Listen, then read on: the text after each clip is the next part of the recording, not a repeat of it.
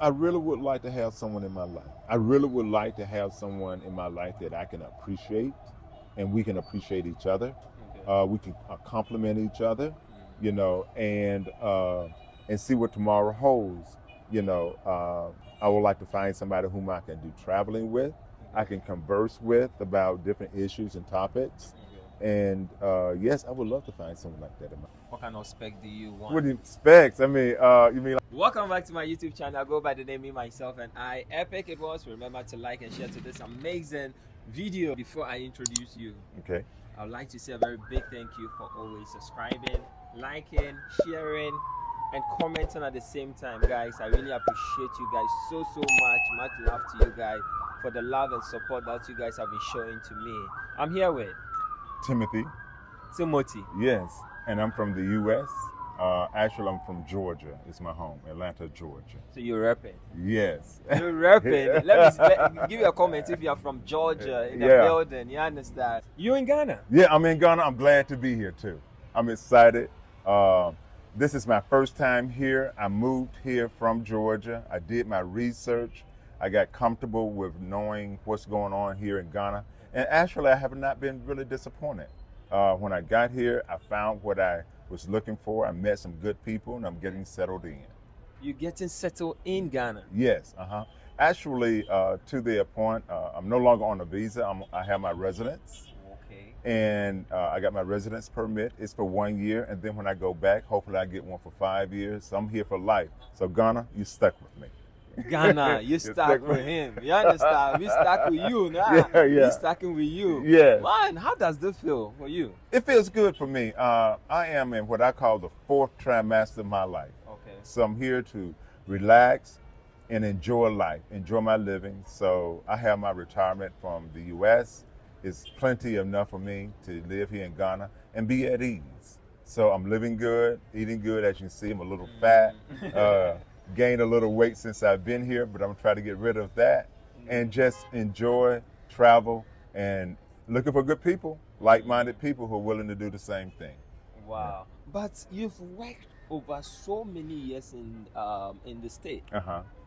Why did you decide to say, okay, I'm moving to Ghana, to relocate to Ghana, to enjoy in Ghana? Is it that in the States you can't enjoy that much over there for you? Well, the U.S. is totally different. It is about, if you live in the United States, you'll understand what I mean. Okay. So those of us that we don't live in the United States, we want to understand. It's sort of like being on that wheel of the mouse. Okay. And that mouse on that wheel, and he just keep on running, thinking he's getting somewhere. Okay. Okay. If you live in the U.S., it's basically like that. You always have to run. Okay. Economically, things keep going up, but incomes are not going up. So it becomes more and more difficult to live there in the United States. So I wanted to live comfortable. And I checked maybe about a few weeks ago. There are over 10 million Americans living abroad. 10 million Americans drawing their Social Security and live abroad. Why? Because you can't live on your Social Security, your retirement, with ease in the U.S. because economically, financially, it's almost impossible. You never really own anything in the U.S.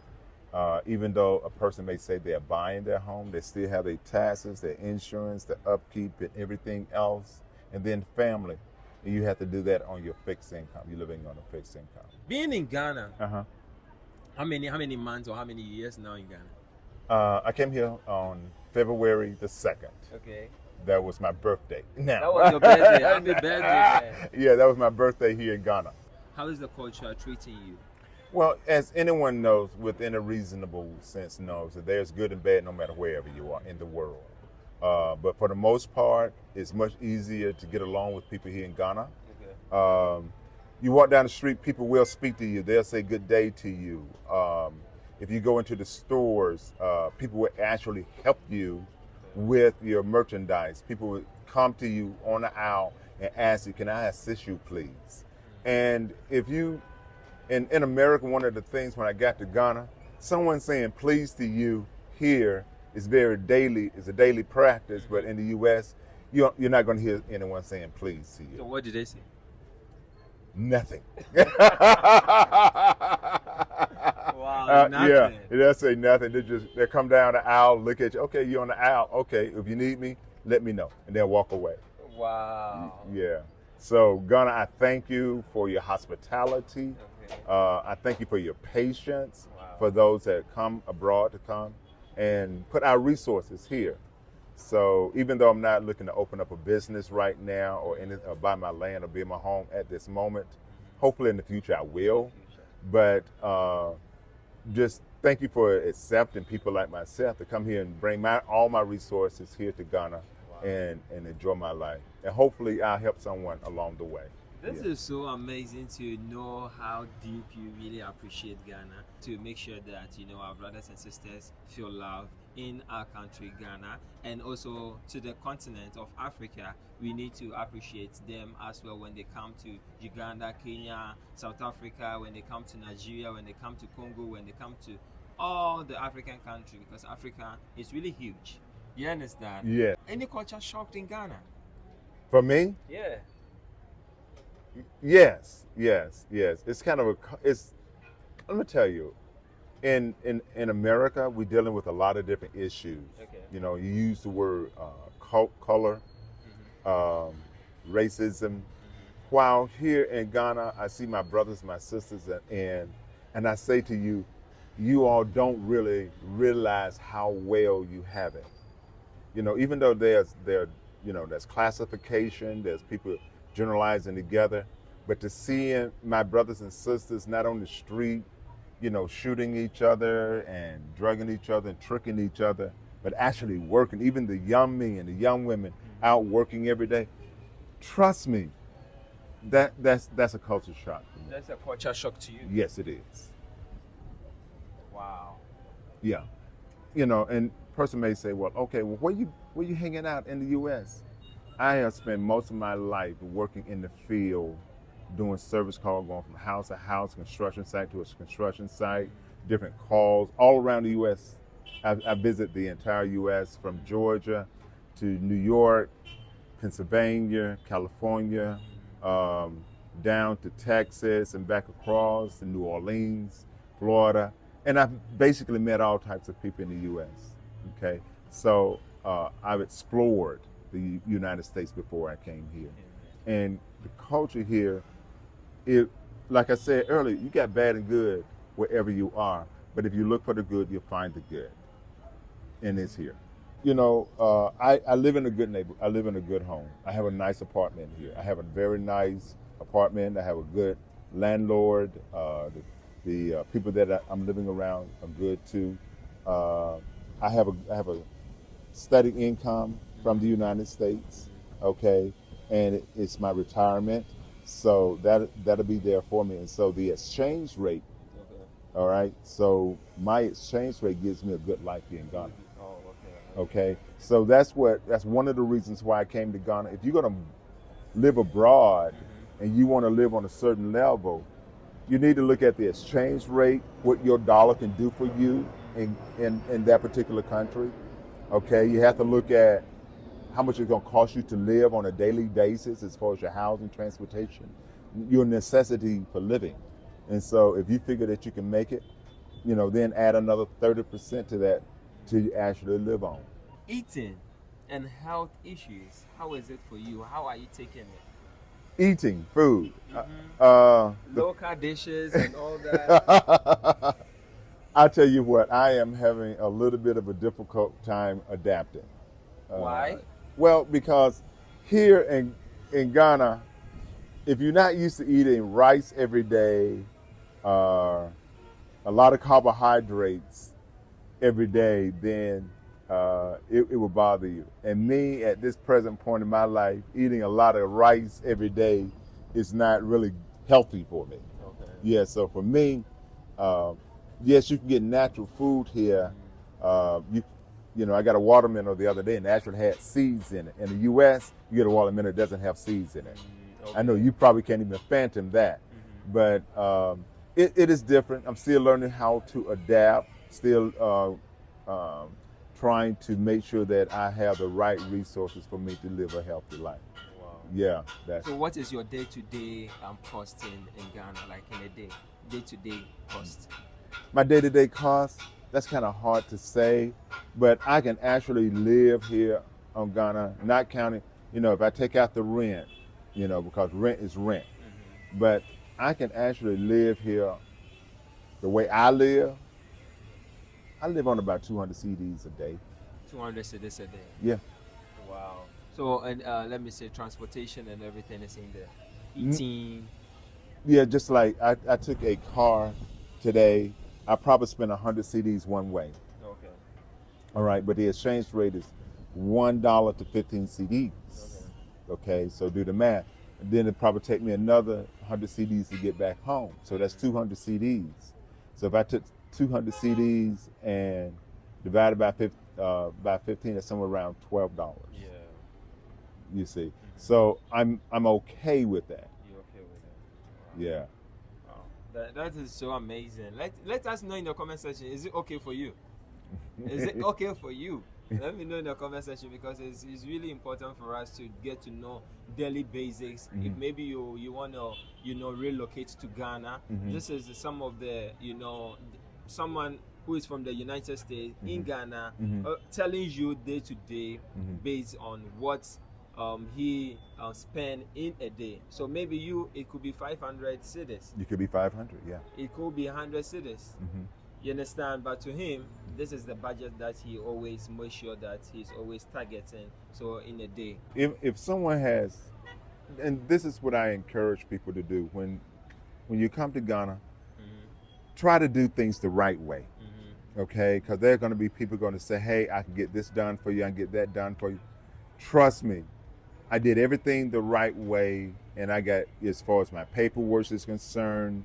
Make sure you get your credentials set up when you first get here. Get your Ghana card.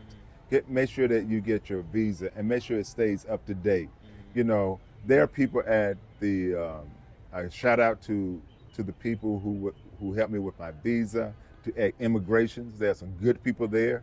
Mm-hmm. I'm not going to take anything away from them because they helped me. I met a lady there, mm-hmm. and she helped me to stay up to date with my paperwork and everything. Okay. And that's how I'm able to get my residence now. No. And you want to really get to that point if you plan to stay or go and leave and get to your residence permit. That's what you really want. Hey, like and subscribe, right? Like and subscribe. Yeah. Go check me out on Instagram. Right. And then if you want any information from him, I'll just connect him. Okay? He's a good guy. He's good. He's good people. He really is. I met this guy. Can I tell them how we met? Oh, yeah. Is that all right? No problem. Okay, it was not in jail, okay? Okay, he met me at the mall. He started a conversation up with me, and we got to talking. It was not a real good time for me. I was dealing with a lot of things, had a lot of things on my plate. And 2 months later, here we are, and we're doing the interview now. And if this mean anything to anyone, he's the same person that I met then as he is right now, and that's a good thing. Wow. Thank you so much for letting me know. Yeah. And letting us know. You understand? Because it's good to be good. You'll never know tomorrow, so you always have to be pure to people, no matter how the situation is. Right. Keeping kind, keeping honest is the most important things in life. So don't be thinking about just today, but think about tomorrow. Who is going to look up to you one day to say, this guy did this guy did that. Right. You understand? It's up to us to do that changing. The narrative has to be changed by us, and us is the future. You understand? And then if you're going to come to Ghana, try to make a connection before you come.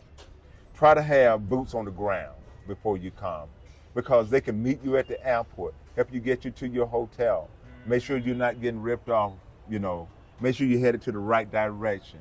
There are people that are taking advantage of people at the airport. One gentleman I know, he got in a cab, and the cab took him in the wrong direction so he can run up the fare. So what I suggest to you, when you get into a car, have your GPS turned on. Okay? So when the cab driver is going in the wrong direction, you say, "Sir, why are you turning here?" He's going to try to correct it. And you just tell them, say, listen, if you're not going to correct it, then I'll get out right here and call for another car. But 90% of the drivers will take you to where you want to go, okay? 90% of the drivers will take you where you have to go, okay?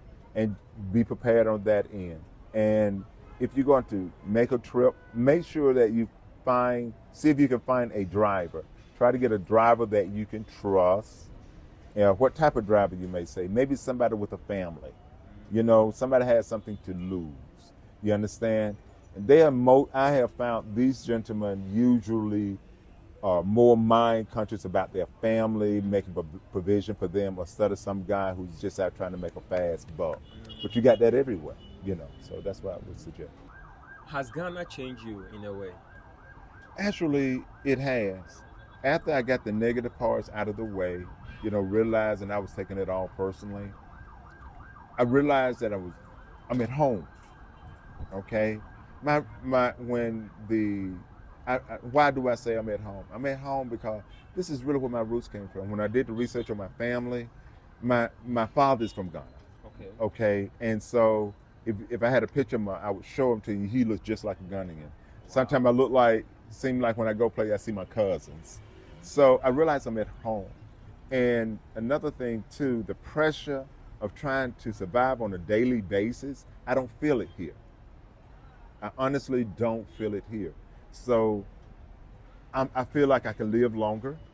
I actually went just the other day, last week, as a matter of fact, I got all my results back from the doctor. My blood pressure is better. Wow. Honestly, 30 points down. It was like 160, the high number, down to 118.